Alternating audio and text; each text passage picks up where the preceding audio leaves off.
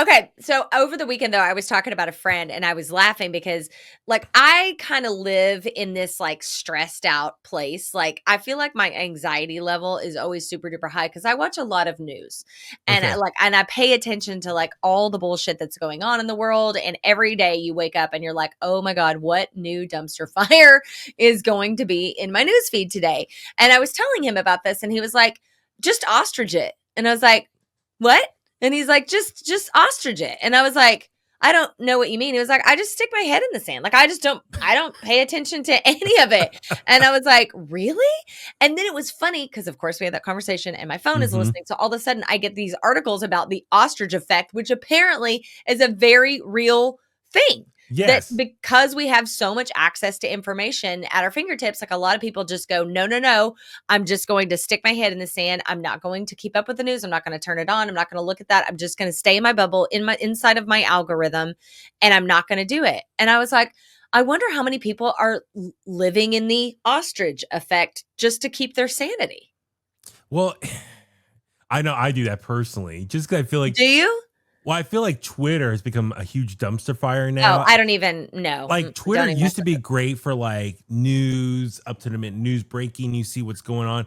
Now that Elon Musk took over ownership and like reversed a bunch of the protocols and algorithm and changed like the settings and prioritize what you see first. I think like I thought, don't correct me if I'm wrong, but I think he made a setting, told the staff make a setting like every time people log on to Twitter, they have to see his tweets first or within like the I first wouldn't set, doubt it. just so he's like always on the top of everyone's Twitter feed. And it's like, oh, that's crazy. Like, that's like forcing propaganda that Megalomaniac. way. Yeah. Oh, yeah. Yeah.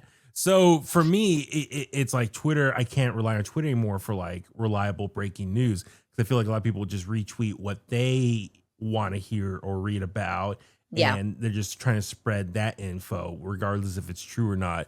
So yeah, no, I'm with you as far as I'm always like I feel like it's overwhelming. And you go on Facebook, which is even worse because everyone's just constantly sharing from different pages, memes and other stories, same concept that support their theories or their ideology, what they think about. Well, and the problem with that is they're not reading it. They're seeing a Yeah. headline and sharing it, but they're actually not checking. Yeah. And I have people in my life that I have had a talking with.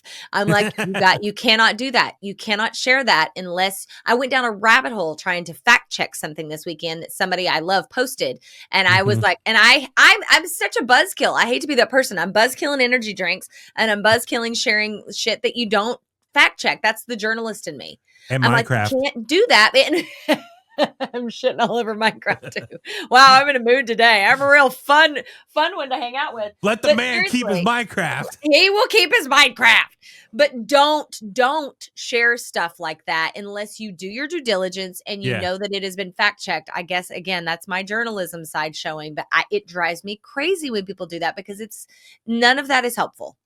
I think also too the ostrich effect can also apply just for life in general. I think a lot of people always just want a short-term solution and instead avoiding the bigger issue at hand and trying to Yeah. resolve that. Yeah. It's almost like putting a band-aid like on a really bad cut. Like Yeah. like Yeah. blood's still squirting out, but like, that's fine, merely a It's flesh wound. fine. Nothing. Yeah, Yeah. merely a flesh wound. Nothing to So see here. so I think it kind of works both ways as far as you're right, as far as avoiding news and things that you think is just overwhelming to take in. You're like, never mind. I'm looking the other way. I'm just avoiding it completely. Yeah. But also, yeah, which is life in general of just all the crazy things we deal with every day and what you want to avoid. So you just Yeah. you just do a quick little solution fix that you think will resolve it or distract you from dealing with the bigger issues at hand. I think for me, I'm a big that happens to me a lot. I do that a lot. I hate confrontation in general. I hate Yeah. drama. So I will usually just avoid people and not address the situation, go the opposite direction and just That's funny. not deal with the situation at hand. I'm bad at That that. I don't mind confrontation. In fact, I'm quite the opposite. Like if something is Mhm. brewing, let's just get it out there. Michaela knows Okay. this because Michaela, my niece who's on the line. She's on the line. She knows like I can't stand unresolved shit. Michaela will avoid until she explodes. That is true. But I'm like, it bothers me. I'm like, because I can get past literally anything if we just talk about it and let's get Yes. it out there, put it all out there, let's work through it, hug it out, bitch, and we move on with our lives. But unresolved stuff that just you put under a carpet and then the ball under the carpet gets bigger and bigger and bigger and bigger and bigger until it explodes. So I am the opposite. Now, what I will do related to this topic is I will have actually I'm not going to show you everything on it, but I have like that's my brain dump page. I have things to do and I will do the easiest shit first. I will never do the hardest stuff.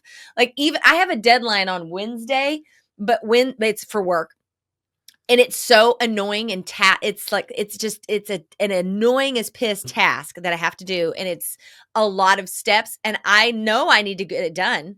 But I'm doing everything else that's less important instead of doing it. I'm like, why am I doing this to myself? Yes, I do that too. Like I know there's big projects I need to work on, but it's like, okay, I'd rather stay busy doing something else. So you're busy, you're doing other things that are important, but maybe they're not as important. Or you prioritize the wrong order. Right. And right. so when someone comes to me, did you finish this? Like, oh no, not yet. I was working on this. So at least I have an excuse ready to go. But it's a legit one. I was being proactive and doing other things, but yes, avoiding the other thing I need to be doing. Because it's pain in the ass. Yeah. Well, that's the thing. For me, I know that you got to be careful because it could lead to making poor decisions. Yeah. For the person involved. Especially like, if you don't have all the information that you need to, if it's a problem you're trying to avoid, you could risk escalating and making it worse if you don't address the situation right away. And I know right now I should not be doing this podcast probably, and I should be doing other things. But this podcast is work. And so I can justify doing a lot of other things that are work over this thing. Yeah. So like case in point, Chasta, you know this story. We have a friend of ours that I don't know if I really could say he's a friend anymore based on his behavior. And I want to address it. I want to talk to him about it. I haven't had a chance to actually do it. There's been a couple times I've seen him in person, but I never had the opportunity to speak my mind or at least set up a meeting to have that in-depth chat with that person. And part of me is like, I should just text the person, be like, hey, you're available next week. Let's meet. I want to talk about some stuff. I could just easily do that, but I've been avoiding that as well. Yeah, because it's a really heavy conversation, and I understand, but it would eat me alive that was just sitting out there in just perpetuity. Like I don't know when this is going to end, because you do need closure. Like if that situation is going to come to a head or come to an end, I think it's super healthy for you to have closure on that. And so the longer it just dangles out there in the ether, you don't get to have any closure, and that sucks. But I understand why you're doing it. Michaela's cracking me up. I have an essay due tomorrow, and I'm procrastinating by making a study guide for a test on Thursday. I feel that in my bones. I so get that. And she's watching us too, so I'm sure that's not helping. We're not helping, but still stay tuned because we don't want you to go anywhere.